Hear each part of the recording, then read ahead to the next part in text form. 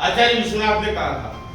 English में कहता है, इंग्लिश में ये कहा गया है कि poetry is the musical thought with rhyme and rhythm, जिसमें लय हो, जिसमें यति हो, गति हो, गेयता हो, वो काव्य है। क्योंकि प्रारंभ में जब क्लासिकल पोएट्री की बात करते हैं हम, तो गेय ही थी।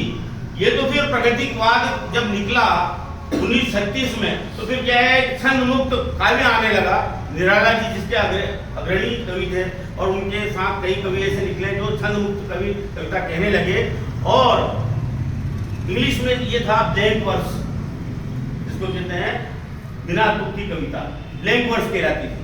और ये अल्पकांत कविता शुरू हुई, इसको छंद मुक्त कविता भी कहते हैं, इसको आजाद शायरी भी कहते हैं, इसको आधुनिक कविता भी कहते हैं कई लोग। तो क्या हुआ कि हमारे जब हिंदी काव्य के ऊपर हम दृष्टिपात करें, तो सबसे पहले पाएंगे कि हिंदी साहित्य का इतिहास वास्तव में कविता का इतिहास है। वाह। तो कविता मनुष्य के अधिक निकट रही है साहित्य के बतौर। बोलचाल की भाषा को अपनी गति की है, लेकिन जब साहित्य की बात करते हैं तो कविता मनुष्य के अधिक निकट रही है, अधिक स्मरणीय रही है, अधिक उद्धरणीय रही है, अधिक प्रयोग किया जाता रहा इसका। तो आदिकाल, जिसको हम कहते हैं वीरगाथा काल, जिसमें कि रासो लिखा गया, आलखंडी लिखा गया, और अमीर खुसरो, जिनको अपने हिंदी का पहला कवि मानते हैं, उन्होंने वो भाषाविद थे, वो ब्रज भाषा में भी निपुण थे, अवधी में भी थे, हिंदी में भी थे, उर्दू, फारसी, अरबी में भी थे। तो वो पहले ऐसे कवि थे जिन्होंने हिंदी में मुगलियाँ लिखी, पहेलियाँ लिखी, गीत लिखे, और आज भी सूफी संत लोग उनकी रचनाओं को कव्वाली के रूप में पसंद करते हैं। खुसरो रेन सुहाग की बीती पी के संग, तन मेरा मन पी का, दोनों हुए एक रंग। वाह। इसी प्रकार से उन्होंने कई मतलब है कि दोहे लिखे, छंद लिखे और रचनाएं लिखी जो आज तक जीवित है। मेरा सौभाग्य रहा कि जब एक जिला स्तरीय प्रतियोगिता हुई थी अमीर खुसरो के धार में, तो मैंने उसमें भाग लिया। तो उसमें एक पीएचडी वाली महिला जो थी, जिसने कि इतिहास में किया था, वो फर्स्ट आई और मैं सेकंड आया था। वाह। और उसके बाद मेरी इतनी रुचि जाएगी खुसरो के बारे में जानूं मैं, तो मैंने डॉक्टर संपूर्ण शास्त्री थे धार के, हेड ऑफ डिपार्टमेंट हिंदी के, जिनके बारे में कहा जाता था कि वो 8 घंटे तो केवल पत्र पत्रिकाएं हिंदी की पढ़ते थे, और एक दोहे को 2.5 दिन पढ़ाते थे, एक दोहे। वो विमान उनके पास में गया, मैंने कहा गुरुजी, मैं चाहता हूँ कि अमीर खुसरो पे बहुत अच्छे कवि है हिंदी के, मैं पीएचडी करना चाहता हूँ, क्योंकि हिंदी में एमए कर चुका था मैं 78 में। तो उन्होंने कहा कि भाई, क्योंकि मोबाइल का ज़माना ही था, इंटरनेट था नहीं, कंप्यूटर था नहीं, उन्होंने कहा तुम बड़े कठिन काम करना चाहते हो, इसके लिए तुम्हें भारत में पुस्तकें अवेलेबल नहीं होगी उस समय, 4 दशक पहले। बोले आपको अवेलेबल नहीं होगी किताबें, फिर बोले आपको काबुल जाना पड़ेगा, वहाँ आपको अमीर खुसरो जो साहित्य मिलेगा विश्व में कहीं नहीं मिलेगा, क्योंकि फारसी के तो खास, लेकिन हिंदी की रचनाएं तो आपको वहाँ मिलेगी, आप पीएचडी के लिए वहाँ जाओ। तो मेरी हिम्मत टूट गई, मैंने कहा आप मुझे जा नहीं सकता इतनी मेरे परिस्थिति में शिक्षक था छोटा, मैं क्या जा नहीं सकता, मैं नहीं गया। खैर, तो अमीर खुसरो हमारे हिंदी के अच्छे कवि रहे। हालांकि पद्मावत लिखने वाले जायसी मलिक मोहम्मद अमर कवि हुए हैं, और उनकी जो पैटर्न थी चौपाइयों की और उसकी अठाइयों की, उसका अनुकरण हमारे तुलसीदास जी ने किया अपने उस रामदेव कुमार से। वो एक स्थापित कवि रहा। इसी प्रकार एक रसलीन नाम के कवि हुए, अमी हलाल मत भरे श्वेत श्याम रत्नार, जियत मरत झुकी झुकी परत जही से तो ऐसे रसलीन कवि हुए थे। उनके एक दोहे के लिए लोगों ने कहा कि ये हमको दोहा दे दो, हमारा पूरा साहित्य आप दे दो, ऐसे कवि हुए। तो आदिकाल में कुछ कवि हुए, उसके बाद आया मध्यकाल, जो कि हिंदी साहित्य का स्वर्ण युग है। इसमें हमारे कवि हुए और कई कवि ऐसे हुए जिन्होंने की भक्ति की धारा बहाई। मीरा हुई, सूरदास हुए, ये राम काव्य लिखा गया, श्री कृष्ण काव्य लिखा गया, और वैसा फिर हिंदी साहित्य में देख लो नहीं मिला। इतना बढ़िया समय रहा हमारा भक्ति काल का, और भक्ति काल की रचना आज तक पढ़ी जाती है। रामचरित मानस उसी की देन है, मीराबाई के दोहे छंद वो उन्हीं की देन है। उसके बाद रीतिकाल आया, बिहारी वगैरह, सत सैया के दोहे आपने देखा होगा, कहीं ने स्टडी की, हालांकि मैं देखा मैं यहाँ विज्ञान वालों का बहुमत है, लेकिन फिर भी कला से सबको प्रेम है। मैं भी साइंस का विद्यार्थी रहा हूँ, बीएससी का, लेकिन मैं कला के क्षेत्र में आया था बाद में एमए वगैरह किया। तो कहने का तात्पर्य है कि रीतिकाल में फिर रीतिबद्ध कविताएं हुई, पांडित्य प्रदर्शन हुआ, अलंकार की बाढ़ आ गई, रस छंद में लोग लिखने लगे, और फिर आधुनिक काल आया। तो आधुनिक काल में हम की शुरुआत हम 1900 से ले सकते हैं। 1900 से 1950 तक जो था भारतेंदु युग था, जिसमें सभी विधाओं में लिखा गया, चाहे गीत हो, नाटक हो, दोहे हो, मुक्तक हो, रोला हो, छंद हो, छप्पा हो, सवैया हो, सब लिखा गया। ये हुआ। उसके बाद आया वेदी युग। वेदी युग में भी अच्छी रचनाएं सामने आई, राष्ट्रीयता की लहर दौड़ी। उसके बाद आया आपका प्रगतिवाद, हाँ छायावाद आया। और छायावाद में हमने देखा कि पंत, निराला, महादेव वर्मा ऐसे दिग्गज कवि हुए, और उन्होंने बहुत अच्छी रचनाएं दी। स्थूल के प्रति सूक्ष्म का विद्रोह छायावाद रहा। भावना प्रधान रचनाएं लिखी गई। महादेव वर्मा ने कहा कि ये जो साधन है वो सौंदर्य है, वो साध्य सत्य है, तो सत्य की खोज करना ही छायावाद का था। इसी प्रकार से रहस्यवाद भी था, जिसमें कि अच्छे पंत वगैरह ने रचनाएं लिखी, महादेव ने लिखी, और मैं नीर भरी दुख की बदली, ये भी रचना आप देखी होगी महादेव वर्मा जी की। और हालांकि रहस्यवाद पहले भी रचनाओं में था, कबीर में भी था, लाली मेरे लाल की, जिस देखूं तिरलाल, लाली देखन में गई, मैं भी हो गई लाल। इसी प्रकार से कई रचनाएं जो प्राचीन काल में रहस्यवाद की रही, लेकिन वो एक रहस्यवाद इसमें भी चला छायावाद के साथ बाद में। इसके बाद क्या हुआ कि प्रयोगवाद आया। प्रयोगवाद में नई रचना देखने को मिली, नए प्रयोग देखने को मिले। उसके बाद नई कविता का जन्म हुआ। नई कविता में शिल्प पे ध्यान दिया गया थोड़ा, जैसे दुष्यंत कुमार, गजल के अच्छे दिग्गज माने जाते हैं, नीरज, और भी कई ऐसे रचनाकार हुए। तो कहने का मतलब ये कि हमारी जो कविता की यात्रा हुई आधुनिक काल तक, और आज भी हमारा युग चल रहा है, और इसमें कविता की कई विधाएं, कई श्रेणियां, कई धाराएं बह रही हैं, और ये अक्षुण धारा चलती रहेगी। लेकिन इसमें विशेष बात यह है कि जब हम किसी भी विधा में लिखें, उसको समझें, और जो उसमें है उसको स्वीकार करें। शैली आपकी होगी, लेकिन रचना का जो एक पैटर्न होता है, एक क्रम होता है, एक स्ट्रक्चर होती है, उसको समझना जरूरी है। जैसे कि मकान तो सभी कहलाते हैं, लेकिन कोई हवेली है, कोई बंगला है, कोई मल्टी है, कोई महल है। तो कहने का मतलब ये है कि जब आप रचना करेंगे तो उसमें विधा विशेष पे ध्यान आपको देना होगा, ध्यान केंद्रित करना होगा, तब जाके कहीं रचना के साथ आप न्याय कर सकेंगे। तो मेरी चर्चा हुई सर से, उसमें कहा गया कि सर आप विशेष रूप से मुक्तक और गजल पे बात करें। तो जहां तक मुक्तक का सवाल है, ये हिंदी में आमतौर से चतुष्पदी कहलाती है, जिसमें 4 पद होते हैं, चतुष्पदी। दूसरी बात ये कि पूरे साहित्य को हम बांटे तो एक आता है प्रबंध काव्य और एक आता है मुक्तक काव्य। तो मुक्तक काव्य में मुक्तक एक विधा है, मुक्तक काव्य में बहुत सारे विधाएं आ जाती है। जैसे दोहा भी उसमें आ जाएगा, रोला भी उसमें आ जाएगा, सोठा भी आ जाएगा, छप्पाई भी आएगा, सवैया भी आएगा, सोठा भी आएगा, और छोटी ऐसी कविता जो इसमें एक भाव पे लेके 10-12 लाइन में खत्म हो जाती है, वो भी मुक्तक काव्य में आएगी। लेकिन जहां तक मुक्तक विशेष का संबंध है, जिसको हम आमतौर से लिखते हैं, मैं आपको कहना चाहता हूं कि सीखना हमारा धर्म है, प्रवृत्ति है।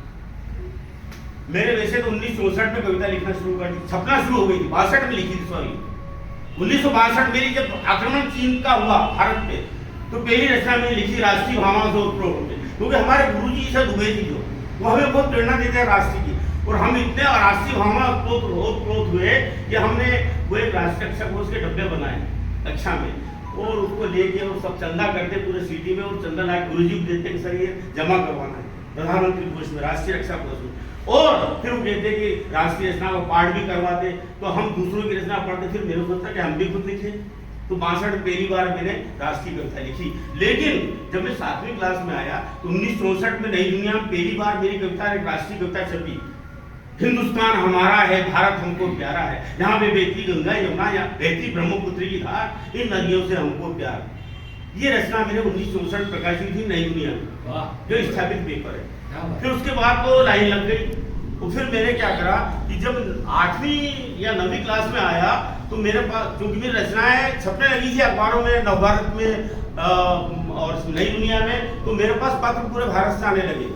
मुझे बड़ा कवि समझ लिया गया। एक बार तो क्या हुआ कि मैं पानी भर रहा था नीचे अपने बाड़े में, चड्डी बनियान पहन के, आर्थिक स्थिति अच्छी नहीं थी। एक संपादक महोदय आ गए नवभारत के, वो बोले कि रशीद अहमद से मिलना है हमको। मेरे सर मैं बुला के लाता हूँ क्योंकि मेरे को अच्छा नहीं लगा कि मैं चड्डी बनियान में इससे संपादक महोदय से बात करूँ। उन्होंने अपना परिचय दे दिया, मैंने अपना नहीं दिया। मैंने ये बुला के लाता हूँ। ऊपर गया, कपड़े वपड़े पहने और नीचे आके नमस्कार बोला, मेरे के सर मैं रशीद अहमद शेख को चलिए आप। फिर उनको ले गया, बात करी उन्होंने, और फिर उन्होंने कहा कि हम ऐसा कार्यक्रम इंदौर में करना चाह रहे हैं जिसमें बाल कवि सम्मेलन होगा, जिसमें आपका चयन हुआ है। उस समय तो मेरे घर की परिस्थिति ऐसी नहीं थी कि मैं इंदौर का किराया पूरा कर सकता। यहाँ तक कि मैं आपको बता दूं कि एक बार क्या हुआ कि नीरज छापड़ा आंसू थे यहाँ के इंदौर के, उन्होंने एक पत्र मेरे को लिखा, हाथ से लिखते थे खत, वो खत चलता था पहले, उसमें लिखा कि हम एक काव्य संकलन निकाल रहे हैं, उसमें आपकी रचना हमको चाहिए और 2 रुपये आपको शुल्क देना पड़ेगा, सहयोग राशि। तो मेरे 2 रुपये की जुगाड़ बहुत लगाई, नहीं मिले। घर में 2 रुपये बड़ी भारी बात थी। तो मैंने क्या करा कि उनको पत्र लिखा है, मेरे के अंदर सही मेरे को माफ कर दीजिए। तो उन्होंने फिर पत्र पलट, मेरे पास सब पत्र रखे हैं अभी तक 50 साल के। तो उसमें उन्होंने लिखा है 1 रुपया दे दो। उस जमाने में क्या बोले, अब तो चाय भी नहीं आती, 1 रुपया जमा कर दो मनी ऑर्डर से। तो फिर मैंने पत्र लिखा कि सर मैं 1 रुपया नहीं दे सकता। तो बोले, फिर उन्होंने पत्र लिखा, बोले हम आपको निःशुल्क रचना किताब छाप के भेज देंगे। तो मैंने मुक्तक लिखा था, कभी खुशी की घड़ी आती उस जमाने में कभी। लेकिन उसके पहले क्या हुआ कि जब उन्होंने कहा मुक्तक लिखिए कि भेजिए, तो विक्रम ज्ञान मंदिर धार में लालबाग में बहुत बड़ी लाइब्रेरी हुआ करती थी, जिला स्तर की, अभी भी है। वहाँ पर मेरे पिताजी मेंबर थे और उनकी किताबें मैं लाया करता हूँ उनके नाम से इशू करवा के। उसमें मनमथनाथ, गुरुदत्त, यशपाल, कृष्णचंद्र और बड़े बड़े दिग्गज जो राइटर्स होते हैं उनको पढ़ता रहता था। और मेरे पिताजी की आदत थी, जब शायरी किताब लाते थे रजिस्टर में शेर लिखते थे और दोहे लिखते थे, छंद लिखते थे, मैं उनको चुपचाप पढ़ लेता था। वो मैं प्रेरित होता था, मेरा शब्द ज्ञान बढ़ने लगा उससे। तो मेरे क्या करा कि वहाँ पे जो लाइब्रेरियन थे विजय वर्गीय साहब, जो आज जिले के धार जिले के पहले एरिया में, वो साहित्यिक गोष्ठियाँ उनकी आज तक होती है घर पे। उनकी कई जगह बात में गया और वो अध्यक्ष रहे मध्य प्रदेश लेखक संघ के, उनमें उपाध्यक्ष था उस जमाने में, बाद बना। लेकिन मैं उनके पास गया, मेरे कहा दादा मेरे पास एक पत्र है, मुक्तक भेजना है। तो मेरे को मुक्तक लिखते ही आदमी भाई, जब आदमी 8वीं का बच्चा क्या मुक्तक जानेगा। तो उन्होंने कहा देखो मुक्तक तो अच्छे राइटर लिखे, मैं उनको किताब आपको देता हूँ पढ़ने के लिए, और इतना समझ लो कि 4 पंक्तियाँ लिखना है उसमें, पहली, दूसरी और चौथी में आपको तुक मिलाना है और तीसरी लाइन बिना तुक की रहेगी और एक संदेश देना है। उन्हें अच्छा ज्ञान दिया मुझे, उन्हें ठीक है मेरी किताब दो। तो 2-3 किताब मुक्तक की उन्होंने मेरे को इशू कर दी। मैं घर आके अध्ययन किया, मैंने मुझे मुक्तक लिखा जो आपको सुनाया था और वो छपा था। तो कहने का मतलब ये है कि मुझे भी नहीं आता था, हालांकि उस समय भी मात्रा का ज्ञान नहीं था, बस वो तुक ही मिलाना आता था, जैसे कि अभी कई लोगों पे है। देखो नहीं ज्ञान होना कोई बड़ी बात नहीं, लेकिन बड़ी बात यह है कि आप उस पर अड़े रहे और सीखे नहीं। तो फिर मैंने आगे जाके सीखने की कोशिश की, मुक्तक छपा और इतना प्रसिद्ध हुआ कि फिर अलीगढ़ से एक प्रकाशन निकला, वहां से एक लेटर आया, उन्होंने कहा कि आपका जो मुक्तक जो था इंदौर में प्रकाशित हुआ था, अंकुर नाम था उस किताब का, मैं पढ़ने की तो गायब हो गई उस जमाने में। तो उन्होंने कहा कि उनको इतना अच्छा लगा कि हमने अलीगढ़ के जो संकलन है ऑल इंडिया का, इसमें सुमन जी भी थे, नीरज जी भी थे, इंदौर के दिग्गज भी थे, उनके साथ मेरा मुक्तक छपा उस समय 9वीं क्लास में था। तो उन्होंने कहा वही मुक्तक हमने ले लिया है, आपको आपत्ति नहीं, मेरी कोई आपत्ति नहीं, बिना पैसे के ले लिया। मेरे 2 रुपये मांगे थे इन्हें तो या तो 2 रुपये भी नहीं लगे। तो कहने का मतलब ये, फिर मेरे मुक्तक लिखना शुरू करा, वो फिर ऐसा शुरू किया और संयोग से क्या हुआ कि जब 1972 में शिक्षक बना तो मुझे जाते से माइक पकड़ा दिया गया।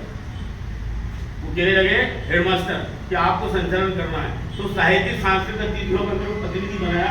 तो फिर क्या होता है आपको मालूम है कि जब संचालन करते हैं तो दोहे और मुक्तक का करना पड़ता है प्रयोग। तो मेरे फिर मुक्तक ऐसे बनाना शुरू करे, 15 अगस्त में कौन सा मुक्तक बोलना है, तो इस पे कौन सा बोलना है, फिर मैं राष्ट्रीय मुक्तक कहने लगा। और जब मैं ऑल इंडिया टेनर बना रेड कास्ट में, और हमारे यहाँ जब स्टेट लेवल के प्रोग्राम होने लगे, इंडिया लेवल के होने लगे, तो मैं जब संचालन करता था तो फिर वो आते थे श्रोता कहते साहब ये आपने पढ़ा था मुक्तक, वो हमको लिख दो, हम भी संचालन करेंगे। तो मैं लिखने लगा। अब वो मेरा पूरे भारत में मुक्तक चलने वाला कौन सा बताता हूँ।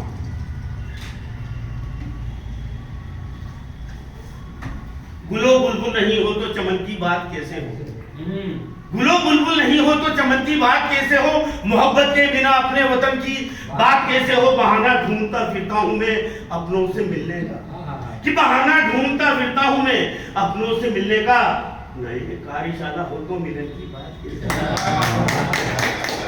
नहीं ये कार्यशाला हो तो मिलन की बात कैसे हो मिलन। फिर वो कार्यशाला सब तो बदल देते हैं, जो लगता है वो लगा लेते बात सुन नहीं, फिर उनको ये बता दे आइडिया कि ऐसा कर लेना और वैसा कर लेते।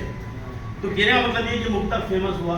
उसके बाद फिर क्या हुआ कि शिमला में एक बार मैं संचालन कर रहा था, तो मैंने शिमला के लिए विशेष मुक्तक बनाया। वो ये था कि शिमला के बेहतरीन नजारों के बीच हूँ, लगता है जैसे चांद सितारों के बीच हूँ। शिमला के बेहतरीन, मेरे को शिमला में इतना मजा आया, बड़े बड़े फूल मैंने पहली बार देखे, लंबे लंबे पेड़ और पहाड़ी इलाका, तो मेरी तबीयत खुश हो गई। देखिए प्रकृति का आनंद यही है, जब भी तो पंत ने इतनी अच्छी रचनाएं लिखी है, क्यों प्रकृति प्रेमी थे वो, वर्ड्सवर्थ भी ऐसी थे। तो देखिए आप कि शिमला के बेहतरीन नजारों के बीच हूँ, लगता है जैसे चांद सितारों के बीच हूँ। वैसे तो कार्यक्रम में उपस्थित थे चंद्रों, क्योंकि पूरे भारत से कुछ 100 लोग आए थे वहाँ शिमला में कैंप में, रेड कास्ट कैंप था। मैं जूनियर रेड कास्ट का राज्यपाल अवार्डेड प्रशिक्षक रहा हूँ, और वहां पर मैंने जब संचालन किया तो ये हुआ। तो मैंने कहा कि वैसे तो कार्यक्रम में उपस्थित है चंद लोग, महसूस ये होता है हजारों के बीच हूँ, महसूस ये होता है। तो फिर मैं क्या करता हूँ कि अब वो उसको जैसे आज क्या पढ़ना है तो कैसे पढ़ूंगा, इस कक्ष के हसीन नजारों के बीच हूँ। अब शिमला छोड़ दिया, जहाँ जाता हूँ इसी कर लेता हूँ, वो पूरा मुक्तक सुना देता हूँ। तो कहने का तात्पर्य ये कि अगर आपकी कोई ऐसी रचना बन गई है जो आपको अच्छी लग रही है तो फिर सबको अच्छी लगेगी। तो पहले तो आप आत्मा लोकन कर लें कि मैं जो कुछ कह रहा हूँ दिल से कह रहा हूँ और ये मेरे को अच्छी लग रही है, फिर मानवीय स्वभाव है, सबको अच्छी लगेगी। तो ये मुक्तक का हुआ। अब क्या है कि मुक्तक में मैंने जैसा बताया 4 पद होते हैं, पहला, दूसरा, तीसरा और चौथा। पहला पद और दूसरा पद तुकांत होता है, इसमें अंत्यानुप्रास होता है आखिरी में। और हम अगर उर्दू की भाषा में कहें तो रदीफ काफिये होते हैं, हिंदी में कहें तो पदांत और समांत होते हैं। तीसरी लाइन जो होती है वो बिना प्रत्यानुप्रास की होती है, उसमें अंत में तुक नहीं होता। और चौथी में जब रहस्यवाद होता है या मैसेज होता है, संदेश होता है या उपदेश होता है या कोई दिल की बात होती है, तो फिर वो चौथी लाइन में आती है अनुप्रास के साथ, उसके साथ सॉरी क्या बोलते हैं तुक के साथ, हाँ तुक के साथ आए, तुक के साथ आए। तो कहने का मतलब है कि फर्स्ट, सेकंड और फोर्थ ये तुक रहेंगे। ये तो पहली बात पैटर्न हो गया इसका मुक्तक का। अब इसको उर्दू में कहते हैं कका। वास्तव में फारस में और अरब में कते का चलन था, और भारत में जो मुक्तक की शुरुआत हुई, क्योंकि पहलियां दोहे और छंदबद्ध रचनाएं होती, सोठा रोड़ा होता, मुक्तक का नाम नहीं था। ये मुक्तक जो कथा से आया है, जो फारस से आया है, फारसी से भाषा से आया है और अरबी भाषा से आया है। तो क्या है कि ये कथा से बना मुक्तक, और उर्दू में मुक्तक जैसी एक रुबाई भी होती है। अब मेरे को अफसोस जब होता है कि रुबाई के नाम से लोग कुछ भी मुक्तक लिख देते हैं, उसको रुबाई कहते हैं, और रुबाई के नाम से किताब भी छाप देते हैं। लेकिन हर हर मुक्तक रुबाई नहीं होता। रुबाई का एक विशेष पैटर्न होता है, मैं आपको नमूना लिख के लाया हूँ, बताऊंगा और नोट भी करवाऊंगा। और रुबाई 24 प्रकार से लिखी जाती है। कितने प्रकार से? 24 प्रकार। जिस प्रकार गजल में क्लासिकल 19 बहरें होती है, लेकिन उसकी मदद से कई बहरें बना ली गई। अभी ये किताब छपी है उसमें अपने दुबई से छपी है, समकालीन गजल, उसमें मेरी भी रचना ली है। मेरे एक साहित्य गुरु है विनय जायसवाल जी, उत्तर प्रदेश के, वो मेरी रचना देखते थे, जो मेरा हमेशा सीखने की आदत रही। उन्होंने मेरी रचना भी उसमें प्रेषित करवाई, काय में दुबई में, और रचना छपी है उसमें अलग अलग ढेरों में, 50-60 ढेरों में रचनाएं।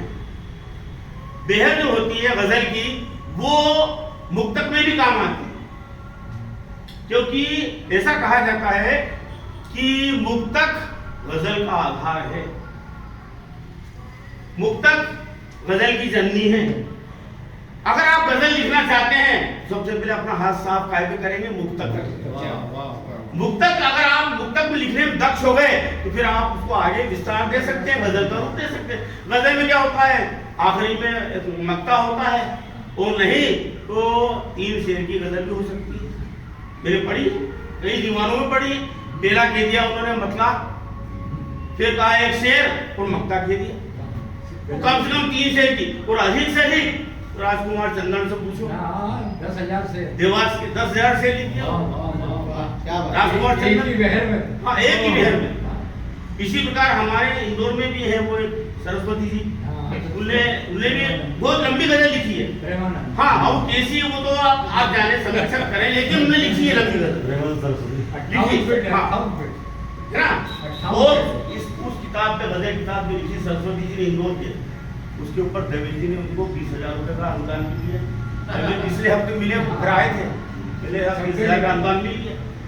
वो किताब छपेगी उनकी, बोले उसका में छप गई, हाँ तो उसका वो इजरा वगैरह करेंगे, मतलब विमोचन करेंगे, वो कहने का किताब। तो आपको अगर गजल लिखना है तो सबसे पहले दक्ष काय में होना है, मुक्तक। अब मुक्तक के बारे में आपको कुछ बताऊंगा, मैं कुछ एक मुक्तक लिख के बताता हूँ उसके आधार पे। अब मुक्तक को लिखने के पहले हम थोड़ा मात्रा पे अगर ध्यान दे दें तो वो दूसरी दो। उसमें मैंने पहले एक बात कह दी थी कि ये इस प्रकार की जो परिचर्चा होती कई सारे होती, 2 लाभ होते हैं उसमें। एक तो ये कि हमको जो ज्ञान पहले था वो कन्फर्म होता है, और नया ज्ञान प्राप्त होता है, कुछ प्राप्ति होगी, कुछ कन्फर्मेशन होगा। तो मैं एक मुक्तक यहाँ पे लिख के बताता हूँ आपको, अगर कोई मेरी मदद कर सके तो यहाँ आ जाए लिखने में, क्योंकि अब थोड़ा मैं बूढ़ा हो गया हूँ। 71 मैं भी हूँ टीचर है। हाँ, एक मिनट में निकाल, मैं आप पुस्तक लिखा दे देता हूँ। उस पुस्तक को आधार बना के हम मात्रा का ज्ञान लेंगे।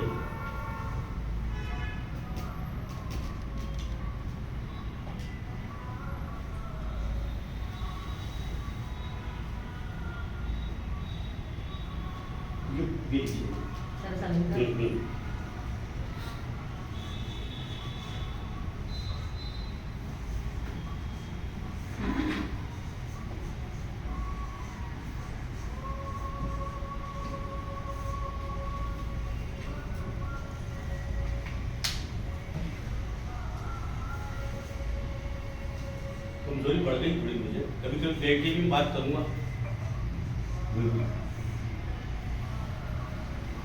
मुझे प्रेम खींच रहा है आप लोगों का, और मैं आप लोगों के बीच में रहकर जवान महसूस करता हूँ, क्योंकि ऐसा लगता है कि मैं आप जैसे ही हूँ।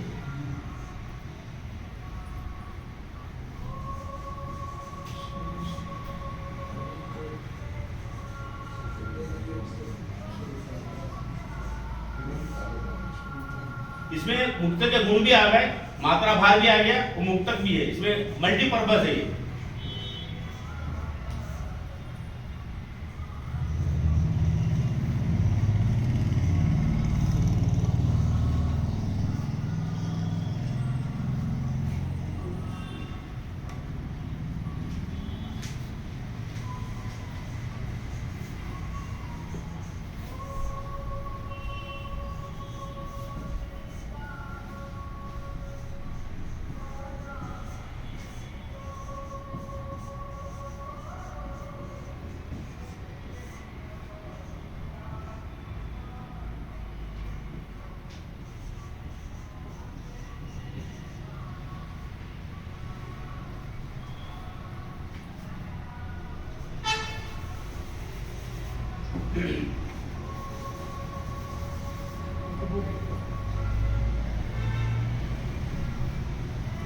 विषय कपड़ा इनको क्या